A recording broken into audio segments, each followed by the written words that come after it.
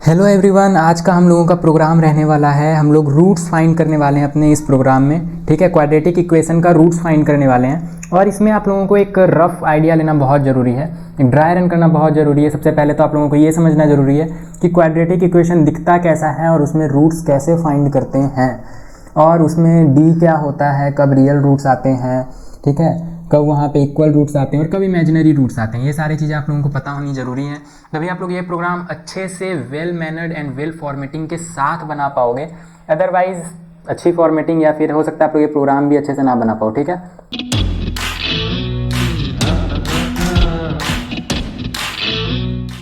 तो सबसे पहले चलते हैं हम लोग रफ आइडिया एक लेते हैं कि क्वाड्रेटिक इक्वेशन होता क्या है। तो मैं आप लोगों को बताता हूँ क्वाड्रेटिक इक्वेशन दिखता कैसे है।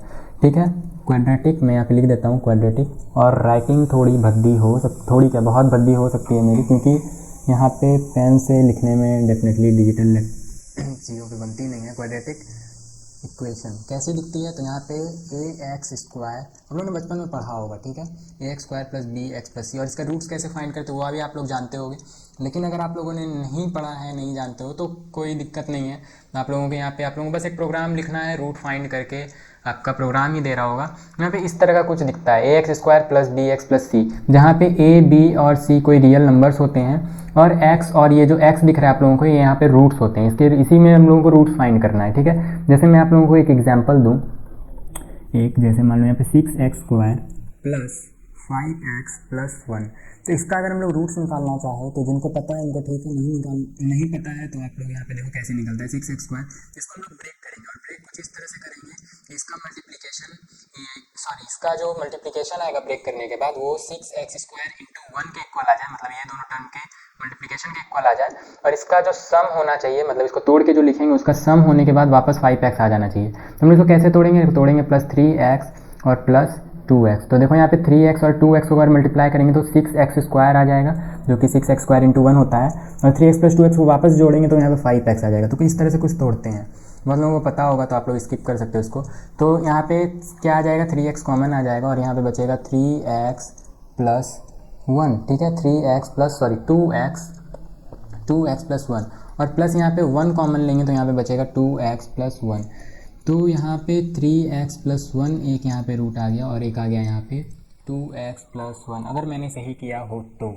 ठीक है, आप लोग देखो यहाँ पे 6x स्क्वायर था plus 3x plus 2x, 3x common लिया, यहाँ पे 2x प्लस 1 आया, इधर भी 2x प्लस 1 था, तो 2x प्लस 1 और 2x प्लस 1 यहाँ पे 3x प्लस 1 यहाँ पे एक दो इसका रूट आ गया है। तो यहाँ पे एक आएगा x इज इक्वल टू -1/3 और दूसरा रूट यहाँ पे आएगा x इज इक्वल टू -1/2। ये यहाँ पे दो रूट इसके निकल के आने वाले हैं और यही हम लोगों को सी प्रोग्राम के थ्रू फाइंड करना है। तो इसमें एक कॉन्सेप्ट जो कि बहुत इंपॉर्टेंट होता है, आप लोगों को जानना बहुत ज़रूरी है, डी का कॉन्सेप्ट। ठीक है, यहाँ पे डी कैसे कैलकुलेट करते हैं, जैसे मैंने बोला क्वाड्रेटिक इक्वेशन कुछ इस तरह का दिखता है, x square plus b x plus c. तो यहाँ पे सबसे पहले तो आप लोगों को डी फाइंड करना होता है। ठीक है, डी, तो ये डी क्या होता है, डी होता है बी स्क्वायर माइनस 4ac। क्या होता है, B square minus 4ac।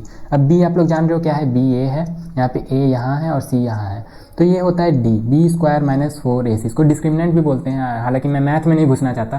B square minus 4ac होता है, इसको हम लोग एज इट इज़ फॉर्मूला की तरह यूज़ कर लेंगे।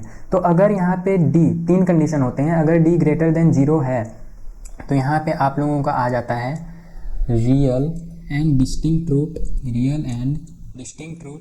और डिस्टिंक्ट मतलब क्या होता है, डिस्टिंक्ट मतलब अलग अलग रूट, दोनों रूट अलग अलग होंगे, एक जैसा नहीं होगा। ठीक है, और अगर d इक्वल टू 0 होता है तो d इक्वल टू 0 होने पे रियल एंड इक्वल रूट आते हैं। कैसे आते हैं, रियल आप लोग जान रहे हो क्या होता है, रियल नंबर आप लोगों ने पढ़ा, real and equal root, real and equal root अगर d इक्वल टू 0 है तो। और अगर d लेस देन 0 हो गया तब तो यहाँ पे आने वाला है इमेजिनरी रूट। क्या आने वाला है, इमेजिनरी रूट आने वाला है। ठीक है, इमेजिनरी रूट, एक मिनट में नोटिफिकेशन यहाँ पे ऑफ कर दूँ।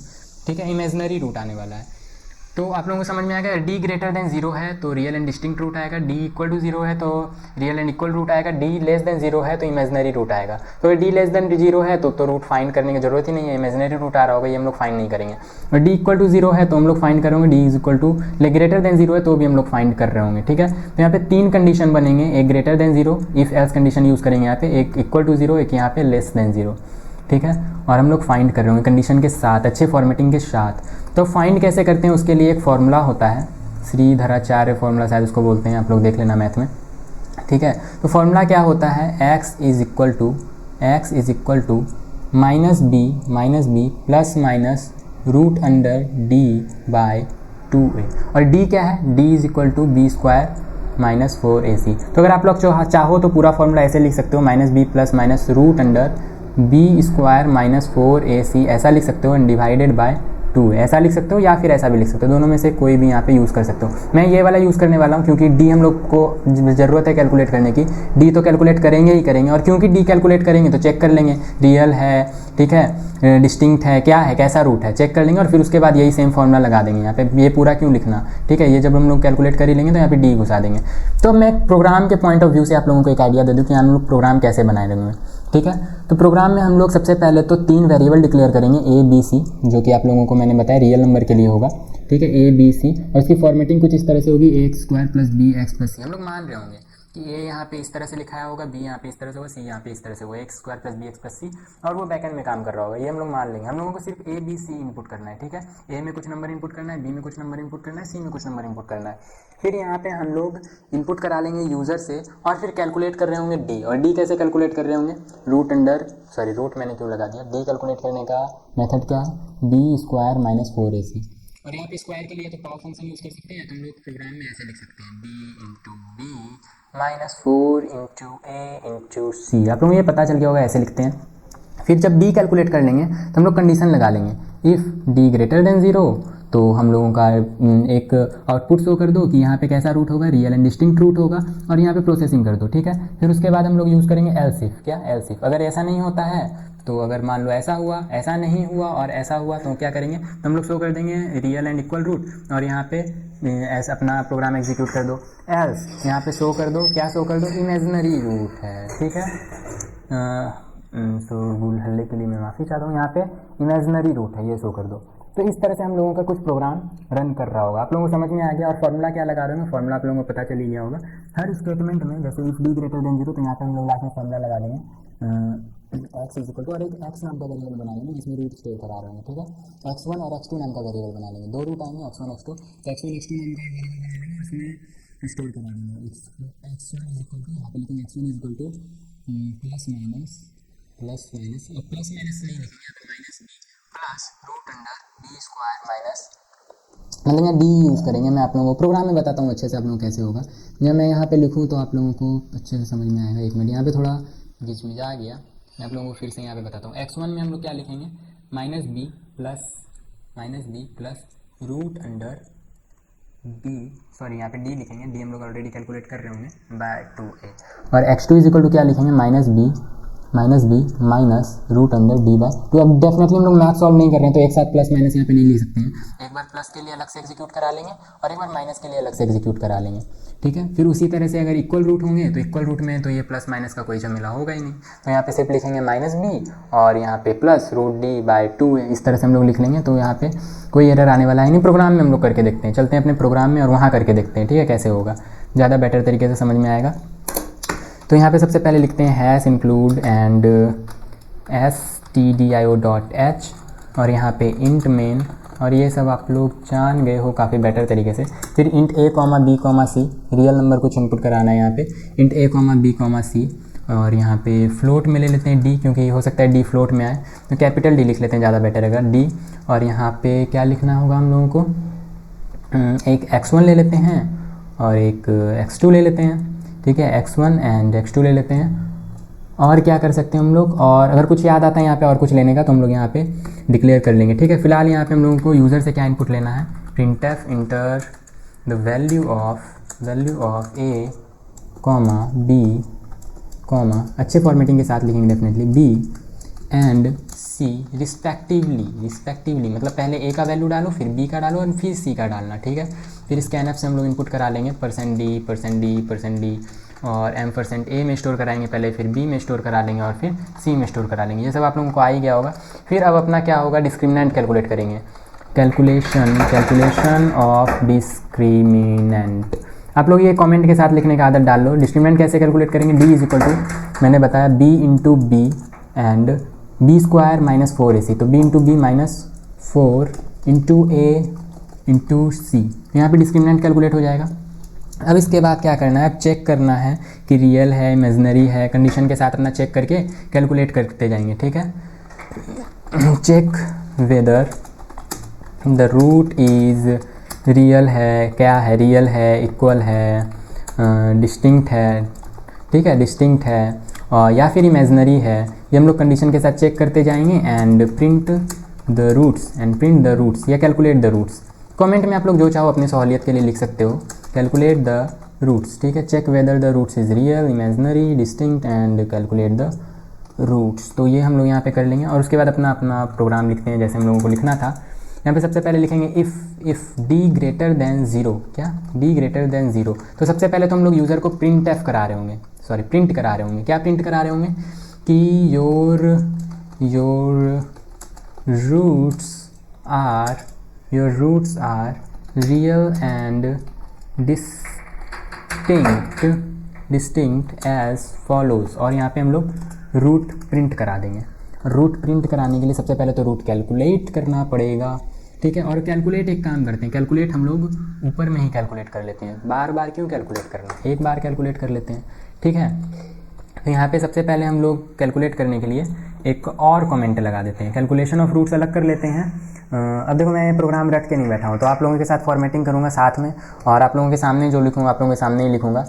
तो यहाँ पे थोड़ा देर हो सकता है लिखने में, लेकिन ढंग से फॉर्मेटिंग के साथ लिखेंगे। कैलकुलेशन ऑफ रूट्स मैंने अंदर नहीं डाला ताकि कन्फ्यूजन ना हो। कैलकुलेशन ऑफ रूट्स अलग कर लेंगे, चेक अलग कर रहे होंगे, प्रिंट अलग करा रहे होंगे, ठीक है। कैलकुलेशन ऑफ रूट्स तो कैलकुलेट कैसे करेंगे, x1 इज इक्वल टू क्या था, x1 is equal to minus B plus root के लिए क्या है, इसको यूज़ करते हैं SQRT, रूट तो नहीं लिख रहे होंगे, SQRT फंक्शन यूज़ होता है और इसके अंदर क्या था, d था, रूट d और डिवाइडेड बाई 2a। और डिवाइड के लिए मैं पूरे में एक ब्रैकेट दे देता हूँ, ठीक है। ये क्या हो रहा है, मैं पूरे में एक ब्रैकेट दे देता हूँ और इस सब पूरे को डिवाइड कर दूंगा मैं किससे, पूरे को डिवाइड कर दूंगा मैं 2a से, ठीक है, 2a। और a मैंने यहाँ पे डिक्लेयर नहीं किया, क्या ये एरर क्यों आ रहा है, डिवाइड बाई 2a, जबकि मैंने सारी चीज़ें सही की है। अच्छा यहाँ पे d कैपिटल D था, ठीक है, capital D and divide by 2a। मैं ऊपर जाके एक बार देख लेता हूँ, ABCD x1 x2 minus b plus SQRT and d divide by 2a।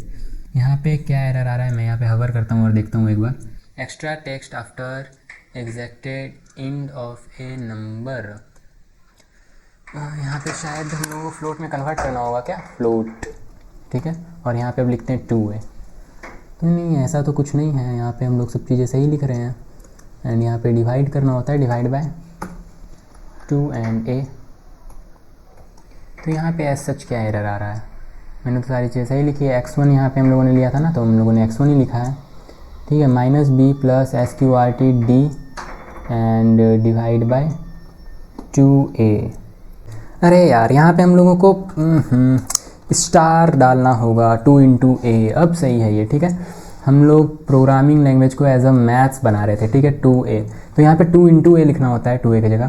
फिर उसी तरह हम लोग यहाँ पे रूट 2 कैलकुलेट कर लेंगे जो कि है x2, और उसमें क्या करेंगे, सेम करना है, माइनस b, बस प्लस के जगह क्या कर देना है, यहाँ पे माइनस कर देना है। एक रूट प्लस में आता है, एक सॉरी प्लस में आता है, माइनस में आता है, ऐसा कोई ज़रूरी नहीं है। मतलब कैलकुलेशन के बाद यहाँ पे जो मैं बताना चाह रहा हूँ, ठीक है, minus b plus SQRT d by 2। अगर डिस्टिंक्ट हुआ तो एक अलग आएगा, एक अलग आएगा।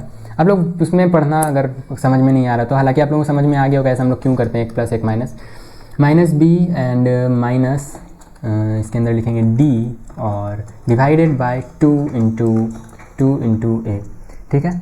अब यहाँ पे हम लोगों का रूट कैलकुलेट हो गया है, तो अब यहाँ पे हम लोग क्या करेंगे, रूट डाल देंगे।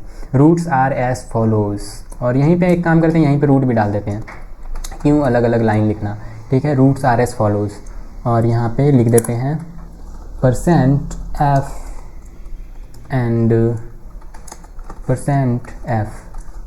हो सकता है रूट्स यहाँ पे फ्रैक्शन में आए या फ्लोटिंग पॉइंट नंबर में आए, तो यहाँ पे इसलिए हम लोग %f यूज़ कर रहे हैं। और किस में रूट स्टोर है, तो x1, x2। तो देखो इस तरह से हम लोग बाकी में भी कर लेंगे। तो हम लोगों ने एक कंडीशन लिख दिया, अगर d ग्रेटर देन 0 है तो यहाँ पे शो करोगे रियल एंड डिस्टिंक्ट रूट है, और यहाँ पे रूट प्रिंट करा दो। फिर उसी तरह एक और कंडीशन यहाँ पे मैं कंट्रोल शिफ्ट एंड डाउन से आप लोग ऐसा कर सकते हो, control shift and down, sorry Alt shift and down से इसको कॉपी पेस्ट नीचे कर सकते हो। और यहाँ पे एक बार क्या चेक करेंगे, रूट d इक्वल टू 0, ठीक है, डिस्क्रिमिनेंट इक्वल टू 0 है क्या। और यहाँ पे 1 इक्वल टू नहीं होता है, 2 इक्वल टू से इक्वल टू माना जाता है अपना प्रोग्रामिंग लैंग्वेज में, आप लोगों को पता ही होगा। तो अब हम लोग ये चेक कर लिया डी ग्रेटर देन 0 है। अब हम लोग चेक करेंगे और यहाँ पे दूसरी बार जब चेक करते हैं तो यहाँ पे लगाना होता है एल्स इफ।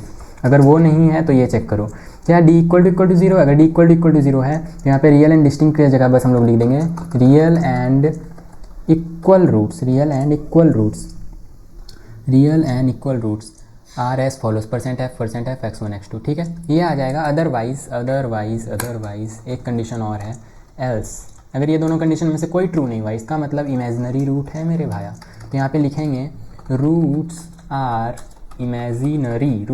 इमेजिनरी और ये अपना प्रोग्राम सही से रन कर रहा होगा। हो सकता है ना रन कर रहा हो, मैंने अगर कुछ बीच में लोचा कर दिया हो तो। अदरवाइज़ अगर मैंने सारी चीज़ें सही लिखी हैं तो ये सही रन कर रहा होगा और अच्छी फॉर्मेटिंग के साथ रन कर रहा होगा। और मैं भी एक बार चेक कर लेता हूँ \n कहाँ कहाँ देना है और कहाँ कहाँ नहीं देना है। तो देखो यहाँ पे मैंने कहाँ कहाँ प्रिंट कराया कि यहाँ प्रिंट कराया तो यहाँ तो ऑटोमेटिकली जैसे हम लोग स्कैनफ यूज़ करते हैं एक लाइन ऑटोमेटिकली ये दे देता है, तो यहाँ यूज़ करने की ज़रूरत नहीं पड़ती है। अब यहाँ पे तीनों में से कोई एक ही प्रिंट हो रहा होगा तो यहाँ पे भी करने की ज़रूरत नहीं है। हालांकि आप लोग चाहो तो कर सकते हो अगर इसके बाद भी अगर आप लोगों को कुछ प्रोग्राम लिखना है तो। और आप लोग आदत ही रखो \n यूज़ करने की। मैं यहाँ पे अब रन करके आप लोगों को दिखाता हूँ। ठीक है, रन करके दिखाता हूँ। यहाँ पे हम लोग क्या लिखेंगे GCC प्रोग्राम का नाम, प्रोग्राम 32.c एंड यहाँ पे क्या आ रहा है SQRT। कुछ हम लोगों ने गड़बड़ किया क्या? SQRT में एरर आ रहा है। अच्छा, हम लोगों ने यहाँ पे math.h इंक्लूड नहीं किया, हैश इंक्लूड। जब भी हम लोगों को मैथ फंक्शन यूज़ करना होता है तो मैथ हेडर फाइल इंक्लूड करना होता है, अदरवाइज़ तो वो SQRT फंक्शन आएगा कहाँ से। ठीक है, तो एक बार और रन कराते हैं Ctrl+Shift+बैक। अब कोई एरर नहीं आना चाहिए। अब कोई एरर आ रहा है तो इट मीन्स मैं बहुत ही भद्दा प्रोग्रामर हूँ। Program 32.c and .a.exe enter करेंगे, इंटर वैल्यू ऑफ ABC। तो वही वाला अपना इंटर करते हैं जो अभी हम लोगों ने रन करा के देखा था। क्या था अपना एक एग्जाम्पल हम लोगों ने लिया था ना जिसमें कि रूट आया था कुछ। अरे यार नीचे आ जा जल्दी जल्दी, ये लैपटॉप बड़ा हैंग करता है। 6x² + 5x + 1 लिया था हम लोगों ने। तो a का वैल्यू 6, b का वैल्यू 5 एंड c का वैल्यू 1। तो यहाँ पे आया था आंसर -1/3 एंड -1/2, मतलब 0.5 एंड 0.333 कुछ ऐसा आएगा। तो यहाँ पे अपना करा के देखते हैं रन। तो a का वैल्यू था 6 एंड b का 5 एंड c का 1। तो your roots are real and distinct, जो कि बिल्कुल सही बात है, रियल एंड डिस्टिंक्ट होगा। बट कैलकुलेट हो गया यहाँ पे बड़ा गलत आया है। ठीक है, माइनस में तो आना था वो बिल्कुल सही बात है, लेकिन यहाँ पे -12 और -18 आया और ये तो पॉसिबल ही नहीं है -12 और -18। यहाँ पे 1 कुछ आना था। और हम लोग देख लेते हैं हम लोगों ने क्या मिस्टेक किया है, क्या हम लोगों ने गलती लिखा है। -12 यहाँ पे क्यों आ रहा है, इसको पहले कट करते हैं यहाँ से। ठीक है, और यहाँ पे हम लोग देखते हैं अपना -12 क्यों आ रहा है, क्या हम लोगों ने यहाँ पे गलती लिखा है। तो शायद और शायद क्या, हाँ यहाँ देखो, यहाँ पे ऑपरेटर प्रेसिडेंस में थोड़ी सी गड़बड़ी हो रही है। यहाँ पहले डिवाइड बाय 2 हो रहा है फिर मल्टीप्लाइड बाय हो रहा है। हम लोग क्या चाहते थे, हम लोग चाहते थे कि यहाँ पहले ये अपना कैलकुलेट हो जाए ऊपर वाला न्यूमरेटर और डिनोमिनेटर अपना अलग से कैलकुलेट हो जाए और फिर दोनों एक साथ डिवाइड हो जाए। ठीक है, मतलब -b² -b + -4ac अपना ऊपर कैलकुलेट हो जाए और फिर डिवाइड बाय 2a हम लोग कर दें, मतलब 2a अपना मल्टीप्लाई हो जाए फिर डिवाइड हो। लेकिन ऐसा नहीं हो रहा है यहाँ पे। ऐसा करने के लिए हम लोगों को यहाँ पे ब्रैकेट देना पड़ेगा ताकि अपने C लैंग्वेज भाई साहब जो है इनका प्रेसिडेंस थोड़ा सही रहे। इनका प्रेसिडेंस बिगड़ता है, इट मीन्स जैसे हम लोग का दिमाग सटकता है ना, इनका प्रेसिडेंस नहीं सटकना चाहिए। ठीक है, तो यहाँ पे अब हम लोगों का प्रोग्राम बिल्कुल सही रन कर रहा होगा। अब एक बार और रन कराते हैं। प्रेसिडेंस में गड़बड़ी थी थोड़ी, प्रोग्राम 32। और ये मैं क्या कर रहा हूँ, GCC प्रोग्राम यहाँ पे हम लोगों ने लिख रखा है, एरो की से आप लोग डायरेक्ट कर सकते हो। और यहाँ पे क्या था अपना 6, 5 एंड 1। देखो यहाँ पे -0.33333 एंड -0.5 जैसा कि हम लोगों ने कैलकुलेट किया था, बिल्कुल परफेक्ट आ रहा है। और यहाँ पे अगर आप लोग चाहते हो ऐसा कि यहाँ डेसिमल के बाद 2 ही डिजिट आए, 3 डिजिट ना आए, तो आप लोग यहाँ पे अपना यहाँ पे चेंज कर सकते हो थोड़ा सा। कोई दिक्कत नहीं है यहाँ पे जो f लगा रखा है हम लोगों ने, यहाँ पे सब जगह आप लोग %.2f कर सकते हो। ठीक है, तो यहाँ पे हम लोग क्या करेंगे, यहाँ पे हम लोग Alt दाब के हर जगह एक साथ कर्सर ले जाते हैं और कर्सर ले जाके यहाँ पे लिख देते हैं .2f, सब जगह एक साथ आ जाएगा। इससे क्या होगी, फॉर्मेटिंग अच्छी हो जाएगी, डेसिमल के बाद 2 डिजिट आ रहा होगा। और अब हम लोग सब चेक कर लेते हैं बारी बारी, >0 है, = 0 है और <0 तो क्या सही आ रहा है, ये प्रॉपर अच्छे से फॉलो हो रहा है। और उसके लिए एक काम और करते हैं, यहाँ पर हम लोग printf लगा लेते हैं और यहाँ पर लिख लेते हैं योर D वैल्यू या your discriminant value is equal to, यहाँ पे लिख लेते हैं %, यहाँ पे %f एंड कॉमा देके लिख लेंगे D। ठीक है, जिससे कि हम लोग को D का वैल्यू भी शो हो जाए और अपना पता चले साथ साथ कि D का वैल्यू और बाकी सारी चीज़ें सही आ रही है कि नहीं। अब हम लोग प्रोग्राम बारी बारी रन कराते हैं, इक्वल टू ग्रेटर देन सब देखने के लिए। तो यहाँ पे जो हम लोगों ने अभी एक एग्जांपल लिया था तो उसमें क्या आ रहा था उसमें अपना आ रहा था ग्रेटर देन 0 वाला डी आ रहा था। तो उसको एक बार मैं और रन करा के दिखाता हूँ ताकि एक आप लोगों को अच्छे समझ में आ जाए। 6, 5 और 1। देखो यहाँ पे your discriminant value is 1, your discriminant value is 1 जो कि ग्रेटर देन है, क्या है, ग्रेटर देन है डी, ठीक है, मतलब 0 से बड़ा है। डी जो यहाँ पे आ रहा है वो ग्रेटर देन 0 है। तो यहाँ पे रियल एंड डिस्टिंक्ट रूट आ रहा है और अपना रूट यहाँ पे कैलकुलेट होकर आ रहा है। और यहाँ पे एक बैकस्लैश n भी दे दो तो ज़्यादा बेटर रहेगा ताकि फॉर्मेटिंग अच्छी रहे, बैकस्लैश n। तो देखो मुझे बार बार फॉर्मेटिंग करनी पड़ रही है क्योंकि मैंने ऐसे कोई रटा नहीं है प्रोग्राम और मैं आप लोगों के सामने कर रहा हूँ जो कर रहा हूँ। 6 and 5 and 1, ठीक है। यहाँ पे देखो डिस्क्रिमिनेंट वैल्यू यहाँ पे ये है और ये है। तो अब हम लोगों ने ग्रेटर देन डी का चेक कर लिया, डी ग्रेटर देन 0 का चेक कर लिया जिसमें कि रियल एंड डिस्टिंक्ट आता है। अब एक इक्वल टू का भी देख लेते हैं, ठीक है, जिसमें कि डी इक्वल टू 0 आ जाए। तो इक्वल टू 0 कब आएगा, तो तब आएगा, या सबसे पहले लेस देन का देख लेते हैं। लेस देन पहचानना ज़्यादा आसान है। यहाँ पे जो हम लोगों ने डी लिखा है इसमें बी का कुछ वैल्यू ले लो, जैसे 3 ले लो तो 3 3 9 और यहाँ पे ऐसा करो जिससे कि कुछ ये बड़ा आ जाए ताकि डी निगेटिव हो जाए। 9 और 4 5 ही ले लो तो 4 5 20 और यहाँ डेफिनेटली बड़ा आ जाएगा। तो 3 4 5 हम लोग ले लेते हैं तो डी लेस देन 0 आ जाएगा। 3 4 5, ठीक है, लेते हैं यहाँ पे 3 4 and 5।